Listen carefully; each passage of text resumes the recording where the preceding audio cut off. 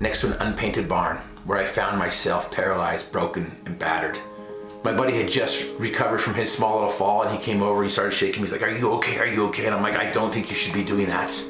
I wasn't quite sure what had happened to me, but it wasn't until I made it to the hospital and the doctors gave me the diagnosis. They took a picture of my back and they told me that I was paralyzed from the waist down, that I'd never walk, never stand, never move my legs again after falling 40 feet from some scaffolding. My dreams of playing football in college, done, over. They gave me a 0% chance of having kids. They said it was the first function to go, last to come back. I was devastated as a 21-year-old kid. Some of the experts gave me a 0% chance of getting married, not because of my wheelchair, but just because of who I am. I'm in my chair, I'm rolling down the sterile halls of the hospital, just feeling sorry for myself. A big, huge tear appears over the edge and just goes down my cheek. I was going into a tailspin. My whole identity that I had wrapped my life in had just been taken away from me. And I just wallowed in that syrupy, sticky sauna of self-pity. When I get to the cafeteria, I get my food. I don't know if you've ever felt this way before, but when you're feeling hurt, when you're feeling the pain, when you're in that sauna of self-pity, you don't want to be around anybody. And unfortunately, it can keep us from the solutions that can help us. But fortunately for me, there was a prisoner at the hospital that asked a question that set me free from my prison. I remember that day as clear as can be.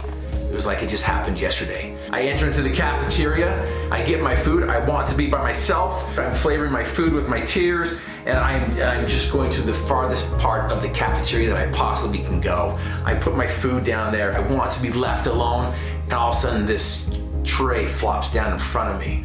And I look up at him and I'm about to tell him where to go. That I don't want to be around anybody at this time. He glanced at me, I glanced at him, and I was about to tell him where to go. And he asked the question of a lifetime. He asked the question that set me free from my prison. And he said, "Why are you crying, dude?" I'm like, "What?" He's like, "Why are you crying, dude?" And I came to find out that it was a prisoner an inmate at the prison who was lifting weights. He had an aneurysm in his brain that paralyzed the right side of his body. And I realized the question he had asked me was, "Why are you crying, dude?" Instantly, it snapped me out of my pity party. It caused me to look around and see things that I could do instead of what I couldn't do.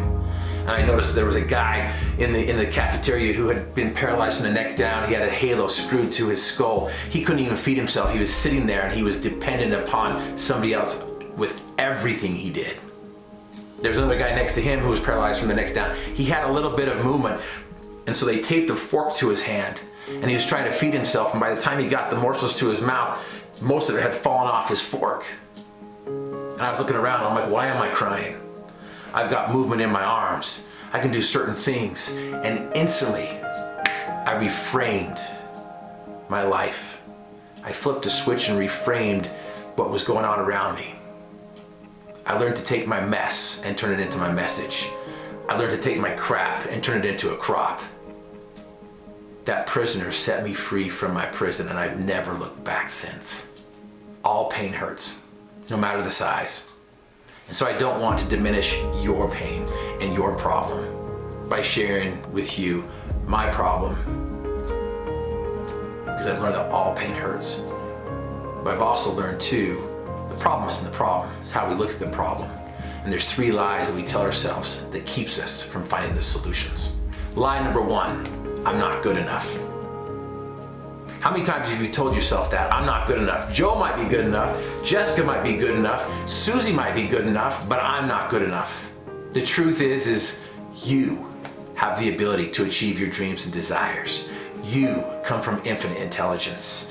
You have the ability to create a consistent and concentrated and resilient routine to climb your mountains, to chase after your dreams, to orchestrate the song that sings to your soul. Stop telling yourself that you're not good enough. Stop believing those lies that you can't do it. You can do it. You need to know what you want and know who you are. That's the beginning. That's the first step. Lie number 2, I don't have the tools or skills to accomplish my dreams. Biggest lie out there. Some of us tell ourselves that we don't have the resources. I don't have the resources. I'm not good enough. I grew up on the wrong side of the tracks, or I grew up on the wrong side of the valley. I grew up not having the education that I need. We keep on telling ourselves all these lies, all these excuses. Your phone can take a picture. Your phone has more memory in that single picture than the supercomputer does or did at NASA. You have more access to information than the President of the United States did back in 1992. You can flip open your phone and you can access information that can change your life.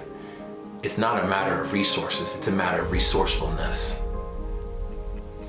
Lie number 3, I can do it myself. How many times have you told yourself that? How many times have you been raised, you gotta do it yourself, you gotta do it yourself? Or how many times have you told yourself, I can do this myself, I do this myself? I have a 2-year-old, I had a 2-year-old that would always say, I do this myself. And we want to become dependent, and that's good. We want to discover things, that's great. And we want to progress, and that's amazing. Because there's power in progression. But the biggest lie we can tell ourselves is I can do this on my own. You can do a lot by yourself, but you can't do as much as you possibly can unless you do it with a team. I've learned that team really does mean together everyone achieves more. Find a coach. Find somebody who's done it before. Find somebody who's gone where you want to go. Find somebody who knows how to create that dream, that helps you get that first step of success. Do you know who you are? Do you know where you want to go? Do you know what you want to do? My problem is right out there. Everyone can see my problem. Everyone can see that I can't walk. The problem isn't the problem. It's how we look at that problem. So often we focus so much on the problem that we don't spend enough time on the solution. Every problem under the sun has a solution or it has none. If there be one, hurry and find it. If there be none, never mind it. My dream is to walk again. The doctors gave me a 0% chance of ever walking, standing, or moving my legs again. I told the doctor my dream and he laughed at me. He laughed at me. He gave me all the reasons why I couldn't walk or stand again. He showed me the x-ray that he took. He showed me the 4-inch metal plate that's in my back, the 2 screws on top and 2 screws in the bottom. He reminded me of the incision that went from my belly button to my backbone and crossed the side of my body. He gave me all the reasons why it was impossible. I love the quote from Muhammad Ali that says, impossible is just a big word thrown around by small men who find it easier to live in the world they've been given than to explore the power they have to change it. What do you deem to be impossible? What are you telling yourself is impossible? What lies are you telling yourself? What stories are you feeding your mind? We reject what we don't understand and we base our possibilities on what we know. Other people base our possibilities on their limitations, on the lies they tell themselves, on the things that they see.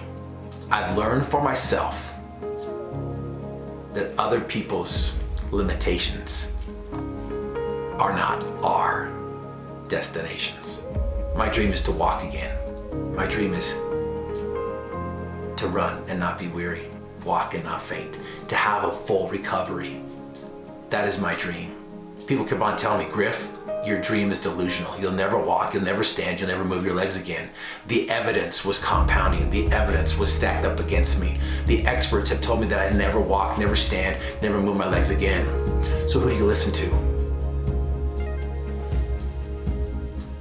Do you listen to the experts or do you listen to the expert? Going from a collegiate athlete to being dependent on everything I did.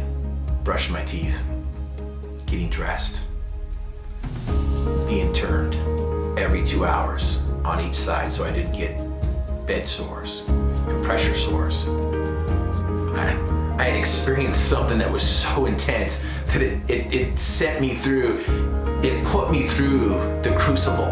It caused me to be a phoenix, to come out of the ashes. It allowed me to see the lies that I've been telling myself. It allowed me to see the deficiencies in my life. It allowed me to see that I did not know who I was or what I wanted. It showed me that I was not finishing the things that I was starting. It showed me that I was not celebrating the process. And it showed me the lies that I tell myself and we tell ourselves all the time. Due to my circumstances, I have learned for myself that these lies we tell ourselves are false. And we can replace them with the knowledge and understanding of who we truly are, to the point where we can get up, get out, and chase down those dreams.